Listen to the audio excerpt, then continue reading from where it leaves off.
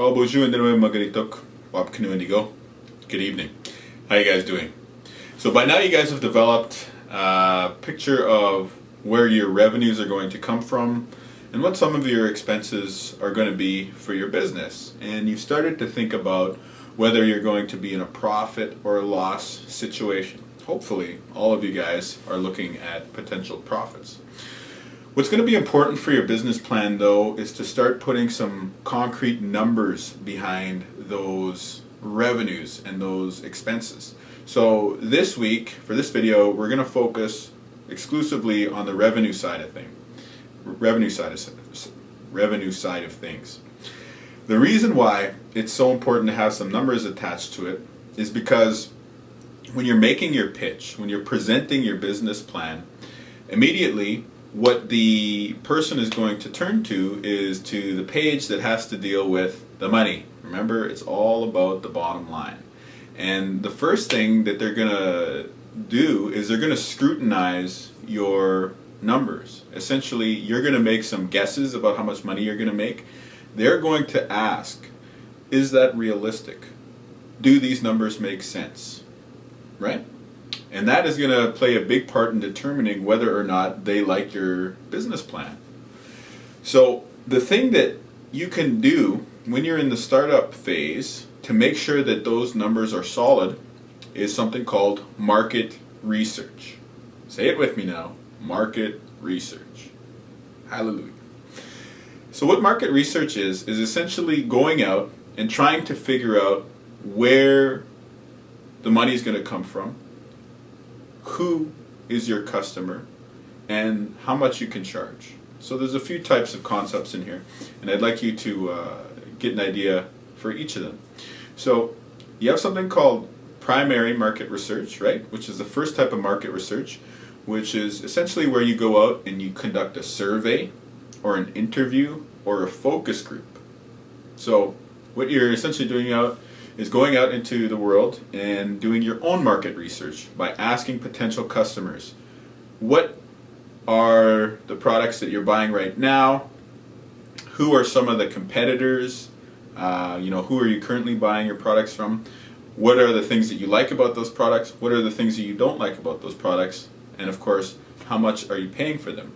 And then you summarize all that, and you use that information to inform what your business is going to do.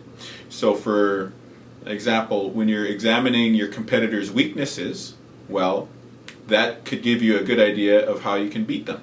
So for instance, if you're looking at setting up a hair salon and everyone says the existing hair salons are too expensive, well, then maybe you could find success by offering lower prices.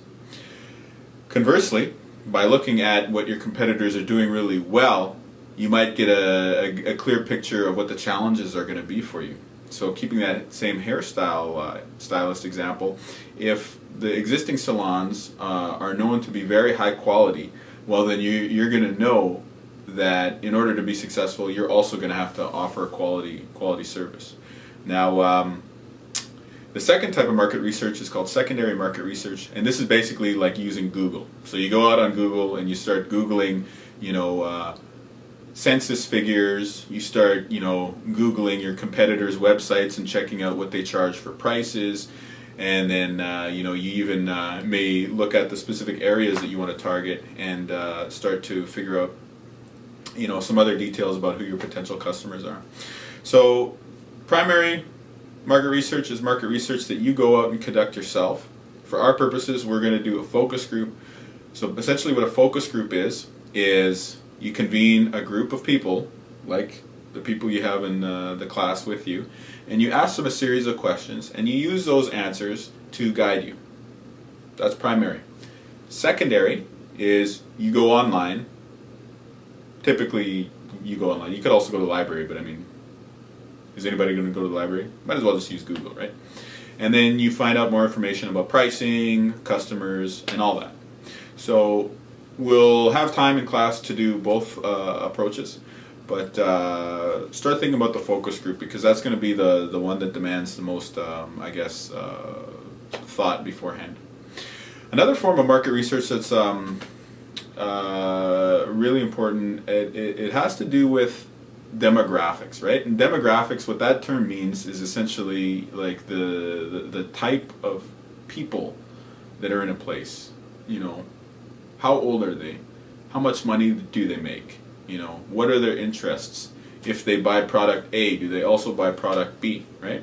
And this is where the internet is very powerful, because the internet can basically monitor your behavior, right? And so online companies have tons and tons of data, and they use that to develop really sophisticated demographic profiles. Now, for our purposes in class here, probably all we want to do is maybe look a little bit at the Statistics Canada website or some of the other government websites, and just so that we can say, for example, if we're running a skateboard company, well, our target market is under 30, and we know that there are X number of under 30-year-olds in Winnipeg. That's our potential customer base, right? That's one quick example. And again, this falls under the category of secondary market research. And then the other priority that I want you guys to focus on is pricing. So how are you going to price the product or service or whatever it is that you offer, right?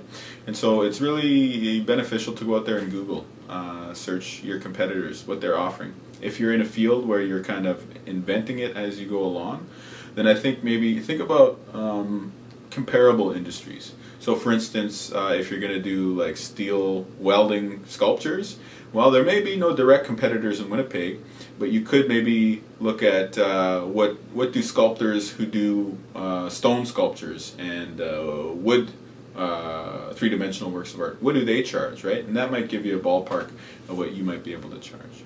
So remember, get to market research, and this here will be your best friend. Use it to record your observations in your focus group. Use it to search out the information through Google or other means on the internet. And of course, save as much as you can on here because that's going to be included in your future business plan. So, hope you guys enjoy, and hope you guys find a good market for your products, goods, and services. Miglash Pizindawiik. Thanks for listening.